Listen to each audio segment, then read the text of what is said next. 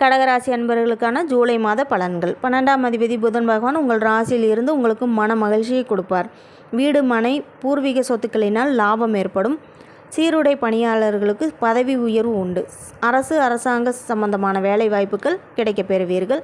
சுபகாரியங்களால் சுப செலவுகள் உண்டாகும். புதிய முதலீடுகளினால் நன்மை உண்டாகும். பண நெருக்கடிகள் விலகும். குடும்ப உறவுகளிடையே அனுசரித்து செல்லுங்கள். பயணத்தால் சில தடைகளும் ஏற்படும். மன தைரியம் உண்டாகும். வெளியூர், வெளிநாடு சம்பந்தமான விஷயங்களில் நல்ல தகவல் வந்தடையும். மாணவர்கள் படிப்பில் நல்ல வளர்ச்சி காண்பீர்கள். உயர்கல்வியில் நல்ல முன்னேற்றம் உண்டு.